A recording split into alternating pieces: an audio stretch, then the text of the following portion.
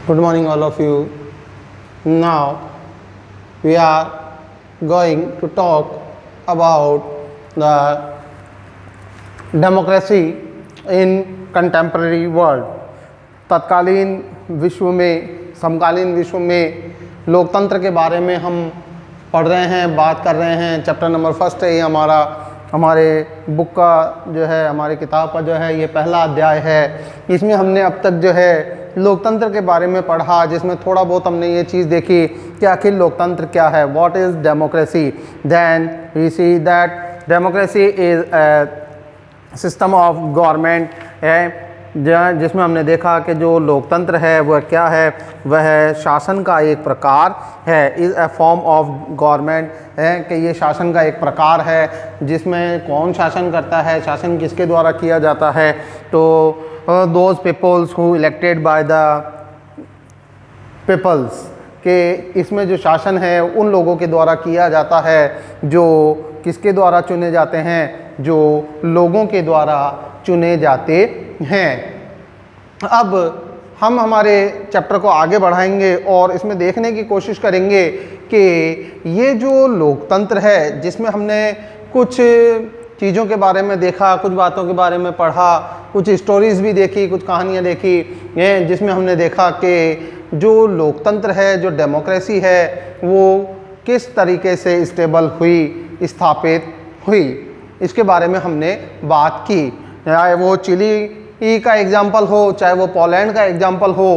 अब हम आगे बढ़ाने अपनी बात को और ये देखने की कोशिश कर रहे हैं कि ये जो डेमोक्रेसी है इसका एक्सपेंशन कैसे हुआ, how to expand democracy in world, है कि विश्व में जो ये लोकतंत्र है इसका जो विस्तार है वो किस तरीके से हुआ। क्या ये कोई ऐसी घटना थी कि जो एकदम ही घटित हुई, अचानक ही घटित हो गई, या यूं कहें कि ये एक साथ ही घटित हो गई। नो, कि लोकतंत्र जो है क्या ऐसी घटनाओं का एक समूह रहा है, एक ग्रुप रहा है, यह उन इवेंट्स का ग्रुप रहा है कि जिनकी वजह से जो है कि एक बार में ही लोकतंत्र जो है वो स्टेबल हो गया, स्थापित हो गया, इस्टेब्लिश हो गया।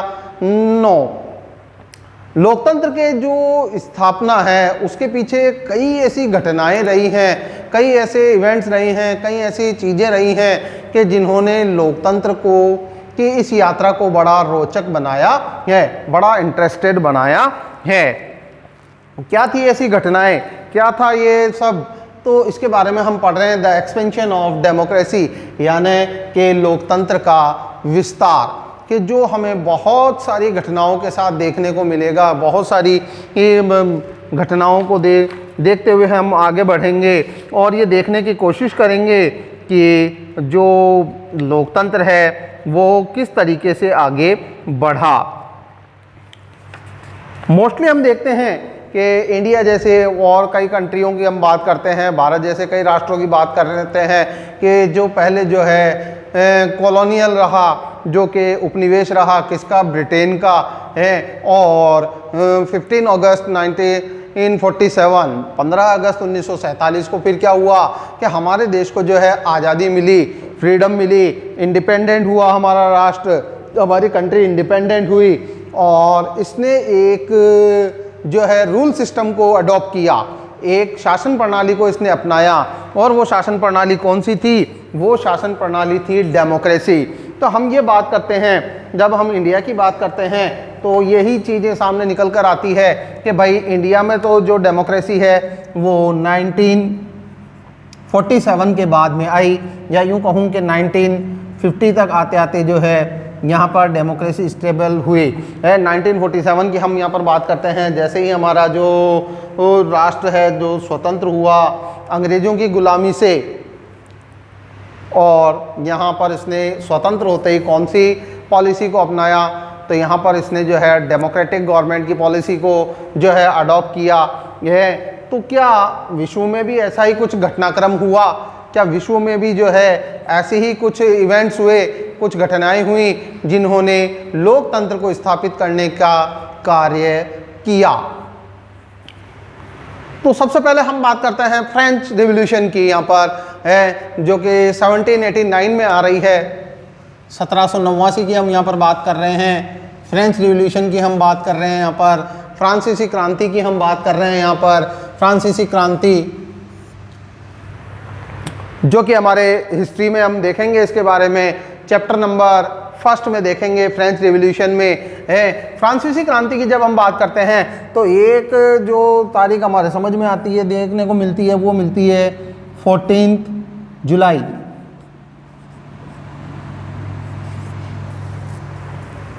(1789)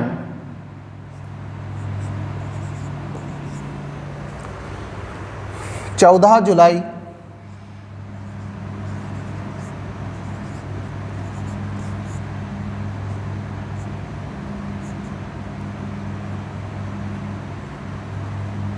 1789।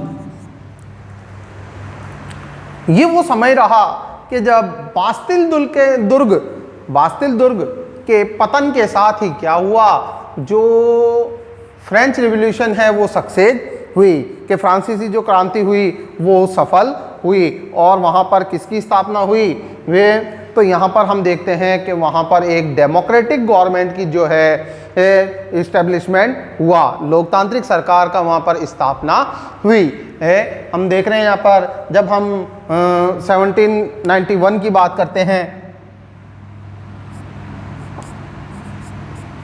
1791 की हम बात करते हैं तो वहाँ पर हम देखते हैं कि जो डिक्टेटरशिप थी, जो तानाशाही थी, जो निरंकुश शासन था, किसके नेतृत्व में था, तो यहाँ पर देख रहे हैं हम कि लुई 16वें के नेतृत्व में जो तानाशाही थी, जो डिक्टेटरशिप थी, उसका एंड हुआ। और क्या हो गया, यहाँ पर किसकी स्थापना हो गई, यहाँ पर जो है लोकतांत्रिक सरकार की स्थापना हो गई, या establish a democratic government. But जब हम यहाँ पर एक चीज़ को देखते हैं कि ये जो फ्रेंच रिवॉल्यूशन था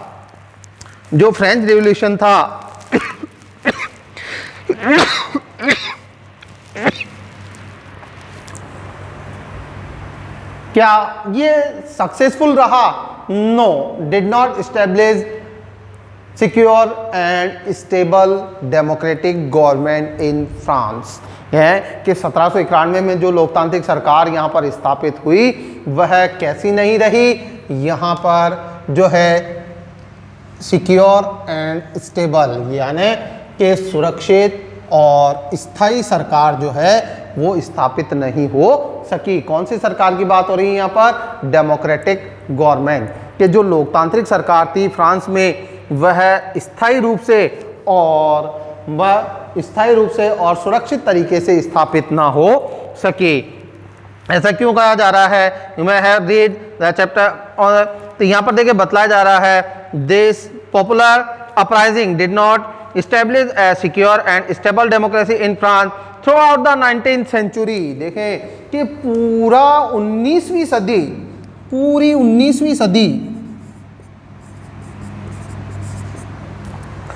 जो 19वीं सदी रही है, through out the 19th century जो रही, उसमें क्या होता रहा, तो यहाँ पर देखे बतलाया जा रहा है कि democracy in France was overthrow and restored several time.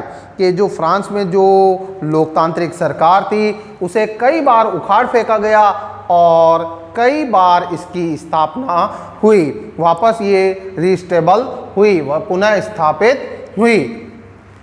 तो कहने का मकसद यहाँ पर यह आ रहा है कि जो फ्रांसीसी क्रांति है वो लोकतंत्र को स्थापित नहीं कर पाई है। इसको स्थापित करने में फिर किसका रोल रहा, किसका किरदार रहा, किसका योगदान रहा, तो यहाँ पर देखिए एक चीज निकल कर आ रही है, the French revolution inspire many struggle for democracy. कि हालांकि जो फ्रांसीसी संघर्ष था उसने कई अन्य राष्ट्रों को जो है प्रेरणा दी, इंस्पिरेशन दी, उनको प्रेरित किया। किस चीज़ के लिए? तो यहाँ पर देखिए बतलाया जा रहा है कि लोकतांत्रिक शासन की स्थापना के लिए। बट ये क्या नहीं रहा, यह सक्सेस नहीं रहा। अब हम यहाँ पर बात करते हैं कि भाई जब फ्रांसीसी जो अटेम्प्ट था, फ्रांसीसी जो संघर्ष था, स्ट्रगल था, वो जब सक्सेस नहीं रह सका, ये संघर्ष जब सफल नहीं रह सका, तो आखिर लोकतंत्र को स्थापित करने में योगदान किसका रहा? तो यहाँ पर सेकंड पर नाम आता है ब्रिटेन, यूके, यूनाइटेड किंगडम की जब हम बात करते हैं, यूनाइटेड किंगडम ऑफ ब्रिटेन की जब हम बात करते हैं, तो मच बिफोर फ्रेंच रिवॉल्यूशन है कि मतलब फ्रांसीसी क्रांति से बहुत पहले यहाँ पर क्या हो गया था कि जो प्रयास थे, जो एफर्ट थे, किसके लिए प्रयास थे, किसके लिए एफर्ट थे? फॉर द डेमोक्रेटिक गवर्नमेंट, लोकतांत्रिक सरकार के लिए वो स्टार्ट हो चुके थे, वो शुरू हो चुके थे। यहाँ पर अब हम बात कर रहे हैं ब्रिटेन की हम बात कर रहे हैं, जिसमें हम देख रहे हैं कि फ्रांसीसी क्रांति से बहुत पहले ही यहाँ पर क्या हुआ था कि लोकतांत्रिक सरकार की स्थापना के प्रयास जो थे, एफर्ट जो थे, वो स्टार्ट हो चुके थे। बट यहाँ पर भी क्या हो गया? तो यहाँ पर देखें बतलाया जा रहा है, but the progress was very slow, the progress was very slow. Britain की बात हो रही है यहाँ पर कि यहाँ पर जो लोकतांत्रिक सरकार को स्थापित करने के प्रयास थे वह बहुत धीमे थे, बहुत स्लो थे। The progress of democratic government very slow है कि जो लोकतांत्रिक सरकार की जो यहाँ पर प्रगति थी, जो प्रयास थे, वो बहुत ही धीमे थे। तो the 18th and 19th century है। अब यहाँ पर देखें 18वीं और 19वीं सदी की बात हो रही है कि 18वीं और 19वीं सदी की यहाँ पर बात हो रही है कि ठीक है, यहाँ पर प्रयास तो शुरू हो गए, लेकिन जब 18th और 19th सेंचुरी की जब यहाँ पर बात होती है, 18वीं और 19वीं सदी की जब यहाँ पर बात होती है, तो यहाँ पर एक चीज़ निकल कर आती है। एक चीज़ क्या निकल कर आती है? तो यहाँ पर देखें बतलाया जा रहा है हमको कि सीरीज ऑफ पॉलिटिकल इवेंट्स हैं कि यहाँ पर देखें कि जब 18वीं और 19वीं सदी की जब हम बात कर रहे हैं, तो राजनीतिक घटनाओं की जो एक श्रृंखला थी, उन्होंने क्या किया? इन राजनीतिक घटनाओं की श्रृंखला ने क्या कर दिया? Reduce the power of monarchy and feudal lords. क्या कर दिया कि जो निरंकुश और सामंतवादी शक्तियां थी, उनके पावर्स को क्या कर दिया?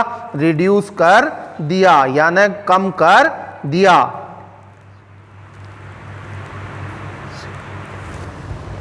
क्या कर दिया? कम कर दिया है।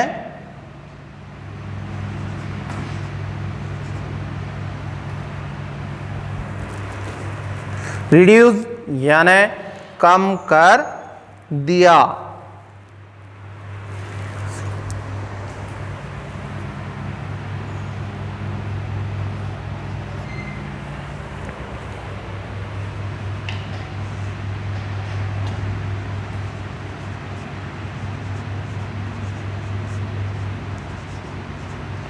इनकी शक्तियों को घटा दिया। इट मीन्स यहाँ पर एक जो है एग्जाम्पल आया, एक उदाहरण प्रस्तुत हुआ कि जब जो निरंकुश और जो सामंतवादी शक्तियों की शक्तियाँ कम हुई, सामंतवादी शक्तियाँ कम हुई, तो इससे क्या देखने को मिला? क्या एग्जाम्पल आया कि जो डेमोक्रेटिक गवर्नमेंट थी उसकी तरफ अब वर्ल्ड बढ़ने लगा। यूरोप का जो था वो आगे बढ़ने लगा कि यूरोपियन जो कंट्रीज थी वो डेमोक्रेटिक गवर्नमेंट की ओर मूव करने लगी। The right to vote was granted to more and more people है। और किसकी बात होने लगी कि राइट टू वोट यानी कि मत देने का अधिकार प्रदान करने की बात यहां पर होने लगे।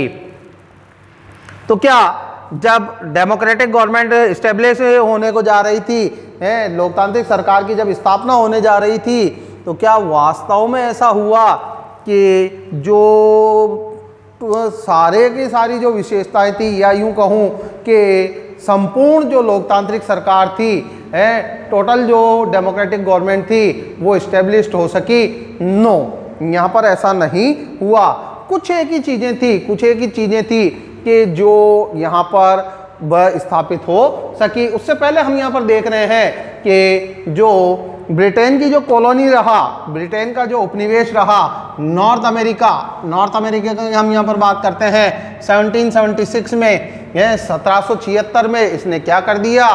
ही गॉट फ्रीडम, कि इसने स्वतंत्रता हासिल कर ली। किससे? ब्रिटेन से। नॉर्थ अमेरिका ने किससे फ्रीडम ले ली? तो यहाँ पर देखिए बतलाया जा रहा है ब्रिटेन से। ब्रिटेन से जो है स्वतंत्रता हासिल कर ली, और ये क्या हो गया? स्वतंत्र हो गया। अब स्वतंत्र तो हो गया, लेकिन इसने फिर क्या किया कि 1787 तक आते आते अडॉप्ट एट डेमोक्रेटिक कॉन्स्टिट्यूशन, इसने एक लोकतांत्रिक संविधान को अपनाया। कहाँ की बात हो रही है भाई? अमेरिका की है। तो अब हम यहाँ पर देख रहे हैं कि जब हम स्टार्ट किया था तो हमने देखा था कि 1789 में जो है फ्रेंच रिवॉल्यूशन के साथ में जो है इंस्पिरेशन मिली थी, बट यहाँ पर हम देख रहे हैं कि 1776 यानी कि फ्रांसीसी क्रांति से भी कहीं पहले 1776 में अमेरिका और उससे भी पहले ब्रिटेन में भी लोकतांत्रिक शासन की स्थापना करने के प्रयास शुरू हो चुके थे। बट एक जो चीज रही वो क्या रही कि जो ब्रिटेन में जो ये एफर्ट थे, ये प्रयास थे, ये बहुत स्लो थे। तो वहीं अमेरिका में क्या हो गया कि अमेरिका में जो है स्वतंत्रता तो हासिल कर ली और इंडिपेंडेंट तो हो गए, और डेमोक्रेटिक जो कॉन्स्टिट्यूशन है, लोकतांत्रिक जो संविधान है, उसे स्थापित कर लिया गया, उसे अपना लिया गया। बट अभी भी जो मेन फीचर था डेमोक्रेसी का, मुख्य जो विशेषता थी लोकतंत्र की, वो अब तक नहीं आई थी। और वो क्या थी? राइट टू वोट, मत देने का अधिकार अभी तक नहीं आया था। तो देख रहे हैं हम यहाँ पर कि जो 19वीं शताब्दी थी, 19 जो सेंचुरी थी, उसमें जो स्ट्रगल होता रहा, किसके लिए? लोकतंत्र के लिए, डेमोक्रेसी के लिए। 19th सेंचुरी, 19वीं शताब्दी में जो स्ट्रगल होता रहा, स्ट्रगल फॉर डेमोक्रेसी, लोकतंत्र के लिए जो संघर्ष होता रहा, वो किसके लिए था? फॉर पॉलिटिकल इक्वलिटी, राजनीतिक समानता के लिए था। फॉर फ्रीडम, स्वतंत्रता के लिए था। फॉर जस्टिस, वो न्याय के लिए था। But this is not for right to vote, लेकिन यह मत देने के अधिकार के लिए नहीं था, जो कि एक बड़ी महत्वपूर्ण, सो वेरी इंपॉर्टेंट फीचर था। किसका था ये सो मेनी इंपॉर्टेंट फीचर? तो यहाँ पर देखें हमें बतलाया जा रहा है फॉर डेमोक्रेसी, लोकतंत्र के लिए एक महत्वपूर्ण फीचर था, लोकतंत्र के लिए एक बहुत महत्वपूर्ण ये जो है विशेषता थी। अब क्या हुआ? तो यहाँ पर चल रहे हैं, हम देख रहे हैं आगे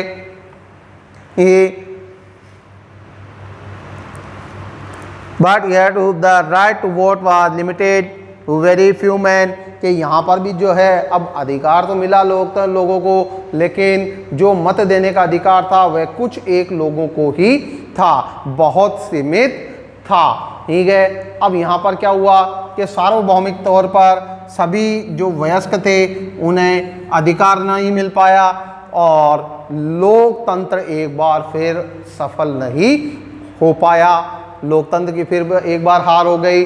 बट इन 1893 में न्यूजीलैंड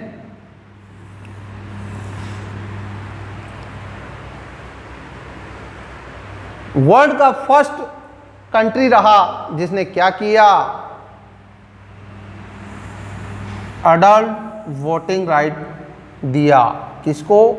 एवरी पीपल, सभी लोगों को इसने क्या किया कि इन्हें जो है वयस्क मताधिकार प्रदान किया। तो इस तरीके से हम देख रहे हैं कि जो इस्टेब्लिशमेंट था डेमोक्रेटिक गवर्नमेंट का वर्ल्ड लेवल पर वो हुआ तो यूरोप में ही, लेकिन क्या हुआ, सबसे पहले न्यूजीलैंड ने जो है 1893 में सभी नागरिकों को वयस्क मताधिकार प्रदान करते हुए एक लोकतांत्रिक शासन की स्थापना करने का प्रयास किया।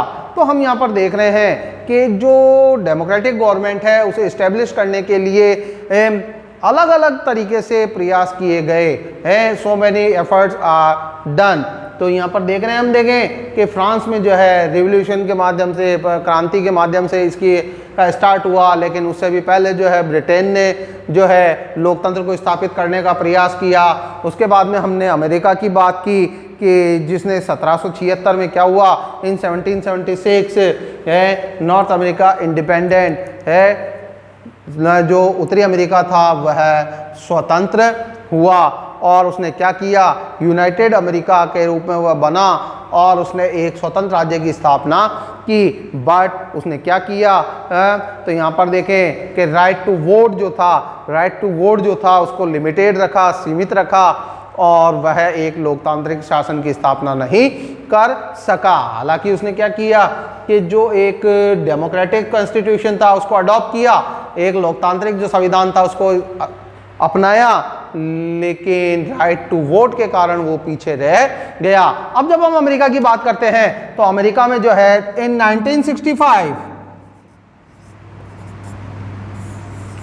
1965 में यह व्यवस्था स्थापित हुई और इस तरीके से जो है न्यूजीलैंड जो है वो फर्स्ट कंट्री बना, पहला राष्ट्र बना विश्व का जिसने क्या किया कि लोकतांत्रिक सरकार को स्थापित करने का प्रयास किया। डेमोक्रेसी व एस्टैब्लिश्ड, जो लोकतंत्र था वह स्थापित हुआ कहाँ पर, यूरोप में, अमेरिका, नॉर्थ अमेरिका यानी उत्तरी अमेरिका में एंड लैटिन अमेरिका यानी लातिन अमेरिका में इसकी स्थापना हुई। और 20वीं शताब्दी के आरंभ होते होते, 20वीं शताब्दी के शुरुआत होते होते क्या हुआ कि जो डेमोक्रेसी थी वो बहुत तेजी से फैलने लगी है। जो लोकतांत्रिक शासन था, जो लोकतांत्रिक जो शासन व्यवस्था थी वह बहुत तेजी से फैलने लगी और विश्व की यह एक महत्वपूर्ण शासन व्यवस्था बन गई।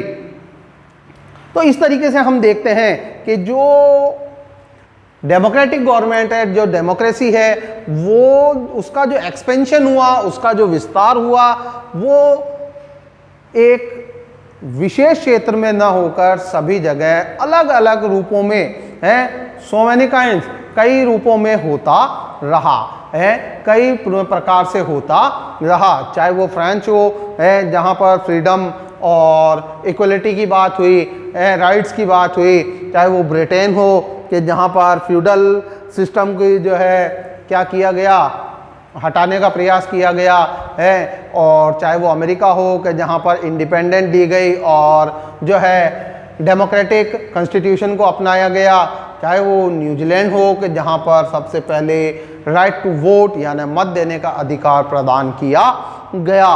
और इस तरीके से एक लोकतांत्रिक शासन व्यवस्था को, लोकतांत्रिक सरकार को स्थापित करने का जो प्रयास है वो किया गया, कहाँ, यूरोप में। Thank you.